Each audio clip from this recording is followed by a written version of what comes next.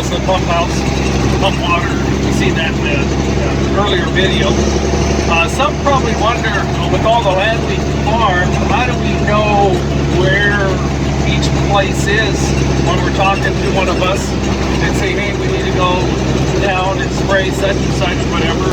How do you determine the locations? Most of all the land around here is designated by homesteaders that had it originally, or it would have been a previous owner if we didn't know the homesteader's name. And so pretty much all the pieces around here have a name attached to it. For instance, right here where I'm driving on this side, we call that Howdings. That's the landowner that has this place. He has another little piece over here that we farm. We call East Howdings. This would be West Howdings. Then on this side over here, we have what we call McAdoo. That's the way it's scattered throughout the farm. So when I say Jews, they're Twin Cities, Patersheks, Loggers North, or the Homestead, Zerabins, Coby, all those names refers to a certain area on the farm that we can identify. You can, if you want to, use the legal descriptions, as all of the United States and also Canada was gridded. All the land was divided up sections, and a section is a mile by a mile.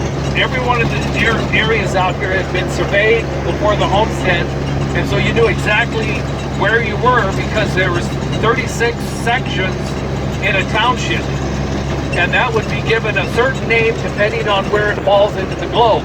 And that would be it. Like our home place right here is section 14. That's where our shop and our homes are. We call that mats.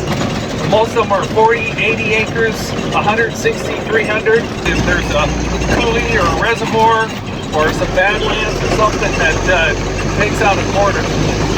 My dad and uncle in the early 50s purchased this land and then put that Quonset style metal building, and that's where their shop was. So I'm turning in there to get another load of wheat from the pile. Nick's ready to load me, and we'll head back to town.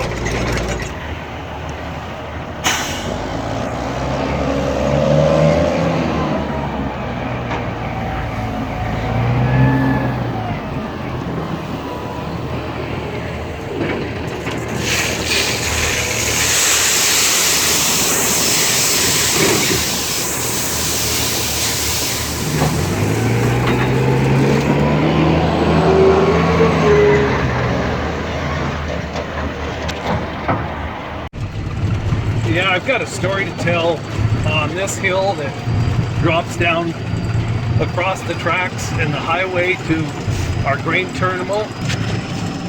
I was in what they call a tandem truck. It's not a truck and trailer. It's I had a 20-foot grain box on the back, and I started down the hill just like everything was normal, and I touched the brakes, and it felt pretty squishy, but it didn't slow me down.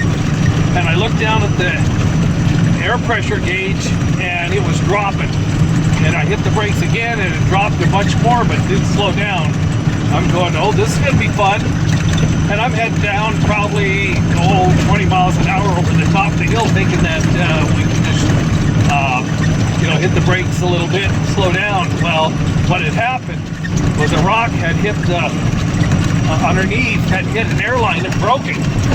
And so the supply line, every time I hit the brakes, it just blow all the air out. Well, I didn't have any brakes because these are air brakes. So I said, uh-oh, I've got it quickly in my mind, two things I got to cross. One is this railroad right here. Hopefully no trains coming. And then the highway, which, at times can get busy. And I figured that one of them will probably be a very tight circumstance that I'll be in.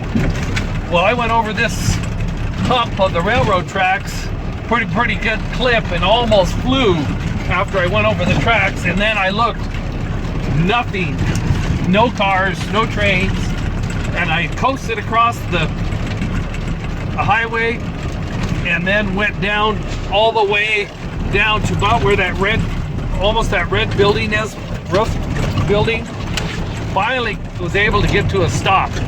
I tried to downshift, but you know, you can only get it into a low enough gear where the engine won't be too far over revved, or you're not going to get the transmission to mash. That was a hairy experience. So after that, every time I come close to it, I always hit the brakes, look at the air pressure gauge, and see if it moves much. If it moves much at all, then there could be very well something wrong.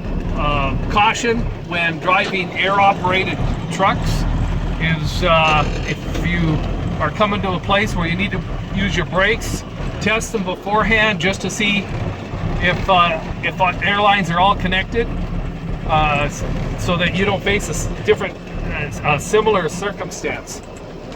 Fortunately, the Lord was looking after me, and there was no traffic, no railroad trains on the railroad, and I was able to finally coast down to where I could stop. It could have been a much different circumstance. So anyway, here for another load. Well, we're getting down toward the end. I got about maybe 2 loads, full loads left, and then we'll grab the grain back. Did vacuum the first pile up. Most of it's gone. Most of it's cleaned off the ground. And then we'll do this one, and we'll finish today. And weather's going to hold for today. Tomorrow's going to be a little windy, and then it's going to kind of get a little rainy. So glad to have this done. We're the last load. I just filled up from a bin because the piles were a little bit short of the total, which was 50,000 bushels. Filling the piles, we have a check sheet that you mark off what you think the trucks are, and we all kind of guess, and then they go and they mark it off, and it has like 950, 1,000, 1,050, 1,100, 1,150, 1,200, and then a column for partial loads, and you write down the amount. So what I had come to, the total of the 2 piles was 48,144, and what we have hauled in was just almost 49,000. So we were about 800 bushels short. Maybe we missed a load or something in that whole process, but that's really close to be that, you know, just a few fraction of percentage difference than what you estimate in the pile. So anyway, so to make that up, I just filled this truck up from a bin, and then I'll finish this contract. So appreciate you guys following, and we'll catch you the next time.